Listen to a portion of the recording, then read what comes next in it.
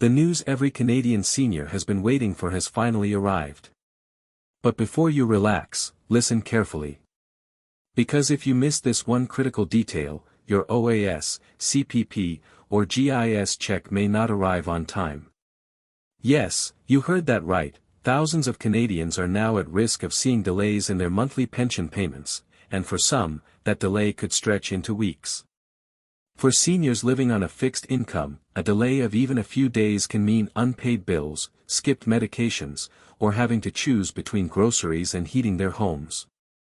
So what exactly happened? Why now? And most importantly, what do you need to do to make sure your payment arrives safely in your account? Let's break this down step by step. For decades, Old Age Security, OAS, the Canada Pension Plan, CPP, and the Guaranteed Income Supplement, GIS, have been lifelines for millions of retirees and low-income seniors. Together, these programs deliver billions of dollars each year to Canadians who built this country, our parents, our grandparents, our neighbors. But now, Ottawa is warning that a growing number of recipients could face disruptions in their payments. The culprit? A mix of outdated banking information, overlooked paperwork, and new verification requirements being rolled out by Service Canada. In fact, according to internal government data obtained last month, as many as 280,000 seniors nationwide still haven't updated their direct deposit information, even though their financial institutions have changed routing systems in the last 2 years. That means if you've switched banks, merged accounts, or even changed something as simple as your mailing address without notifying Service Canada, you could be on the delay list. And here's where it gets serious. For those relying on paper checks, the risks are even greater. Canada Post delivery times have been stretched thin, especially in rural areas. A letter that once took 3 days can now take a week or more. That means seniors waiting for their OAS or CPP in the mailbox might not see the money until well after rent, utilities, or prescription payments are due. But the problem doesn't stop there. The government has quietly introduced new verification steps to crack down on fraud and identity theft in the pension system. On the surface, that sounds like good news. After all, seniors deserve protection from scams. But in practice, it means some Canadians are receiving unexpected letters asking for proof of address, banking confirmation, or even identity documents. If those requests aren't answered quickly, payments can be frozen.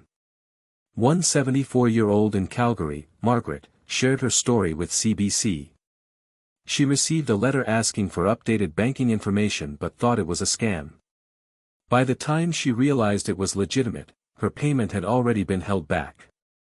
I felt embarrassed, she said, but also angry.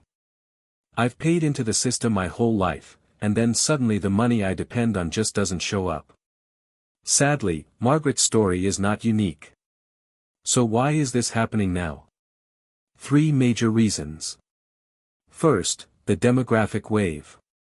More than 12 million Canadians are now over the age of 55, and that number is climbing fast. Every month, tens of thousands of new retirees enter the system, overwhelming Service Canada's processing capacity. Second, the banking shift.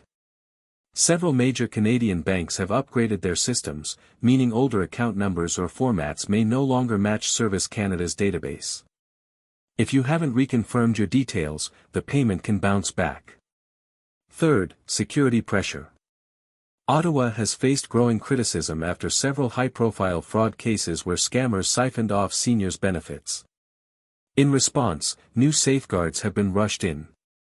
But like most rushed policies, they've created bottlenecks for everyday people. Now, let's talk numbers, because this is where the urgency really hits home. The maximum monthly OAS payment is $718.33 for those 65 to 74, and $790.16 for those over 75. For the CPP, the average monthly payment is around $758, but the maximum can exceed $1,364 depending on contributions. And GIS, which helps low-income seniors, can add another $1,065 per month for single recipients. For someone like John, a retired factory worker in Ontario, that adds up to nearly $2,500 per month in combined support. It's not luxury money, it's survival. So when Service Canada says delayed, what they really mean is families in crisis. Imagine a senior with diabetes unable to pay for insulin because the check didn't clear. Imagine a widowed grandmother skipping meals to keep the lights on until her funds arrive. This isn't theoretical, it's the reality for thousands of Canadians right now. Reactions to this looming crisis have been swift. Opposition MPs are calling it a failure of basic governance, with one member saying, if Ottawa can send billions overseas, it can make sure our seniors get their checks on time. Advocacy groups like CARP and the Canadian Association of Retired Persons are demanding an immediate extension for those caught in the paperwork mess. Even provincial premiers have weighed in, warning Ottawa that seniors in rural communities, where bank branches have been shutting down, are especially vulnerable. But not all is bleak. Service Canada has issued a set of clear steps Canadians can take to avoid delays. Here's what you need to do. Update your banking information immediately. Even if you think it's current, log into your My Service Canada account or call directly to confirm. Switch to direct deposit if you haven't already. Paper checks are far more likely to be delayed. Check your mail carefully. If you receive a letter asking for verification, don't ignore it. If in doubt, call Service Canada to confirm it's real. Keep your personal information updated. A change of address, a new phone number, or even a move to a retirement home can trigger verification holds. Experts are warning that seniors who take these steps now will likely avoid any interruption, while those who wait could face delays stretching into September. And here's the silver lining. Ottawa is also promising to roll out an emergency fast-track system for seniors who report hardship due to payment delays.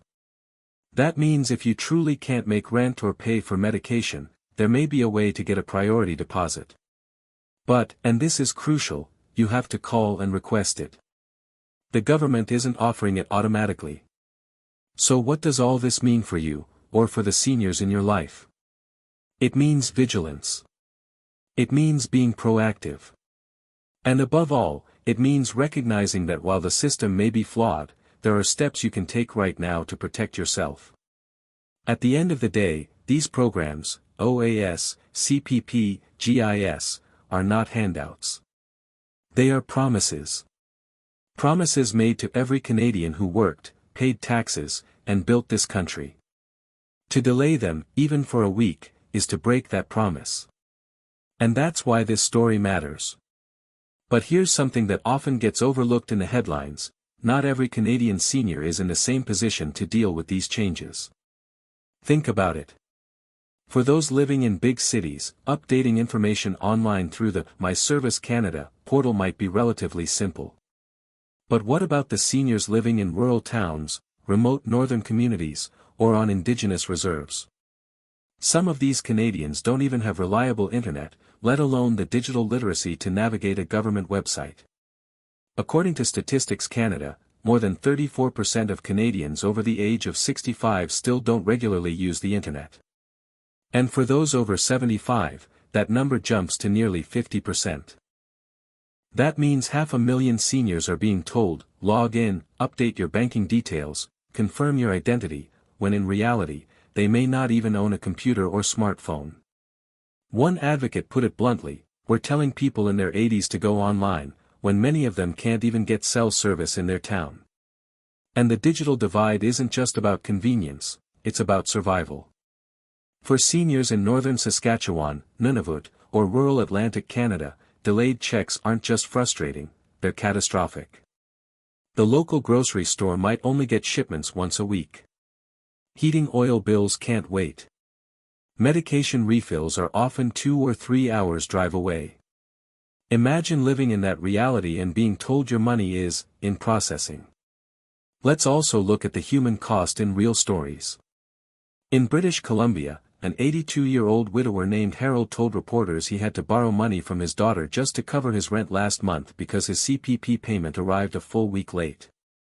"I worked 45 years, he said. I never imagined I'd be asking my own kids for help just to get by." In Nova Scotia, Mary, age 77, received a notice saying her GIS was under review. That meant her next month's payment was withheld until she sent proof of her income. The problem? The letter arrived late, leaving her just days to respond. She mailed the documents, but Service Canada didn't process them in time. Mary went 6 weeks without her GIS. It was humiliating, she said. I had to line up at a food bank for the first time in my life. And in Alberta, a retired couple, Jack and Susan, saw their payments bounce because their bank had merged with another institution. They had updated their information with the bank, but not with Service Canada. The result? Their OAS and CPP were delayed 3 weeks. It's the small things people don't realize, Susan explained. Your bank changes its routing code, and suddenly your entire retirement income disappears. What's perhaps most troubling is how unevenly this crisis is hitting Canadians. Data shows that lower-income seniors, immigrants, and women are more likely to face delays because they're more dependent on GIS and often move more frequently, triggering address verification holds. One researcher at the University of Toronto pointed out that this creates a two-tier system: wealthier retirees with stable banking, steady addresses, and digital access are fine. But vulnerable seniors, the very people these programs were designed to protect, are the ones most at risk. It's like building a lifeboat for seniors, she said, and then telling them to swim to it. Now, let's talk politics. This issue has already become a flashpoint in Parliament. The federal government insists that safeguards are necessary, pointing to fraud cases where criminals drained seniors' accounts by intercepting benefit payments. But opposition MPs aren't buying it. They argue the government is using fraud as a cover for administrative failures. One MP went as far as to say, Ottawa is punishing seniors for its own incompetence. Meanwhile, premiers in Western Canada are pressuring the federal government to guarantee that no senior will be left behind. Saskatchewan's premier has publicly demanded an automatic grace period, meaning that if Service Canada flags a problem, payments should continue until the issue is resolved. Seniors shouldn't suffer while bureaucrats shuffle papers, he said. So if you take one thing away from this video, let it be this: check your information today. Make the call. Log in online. Ask the questions. Don't wait until the rent is due or the bills are piling up. Because when it comes to your retirement security, waiting could cost you more than just money, it could cost you peace of mind.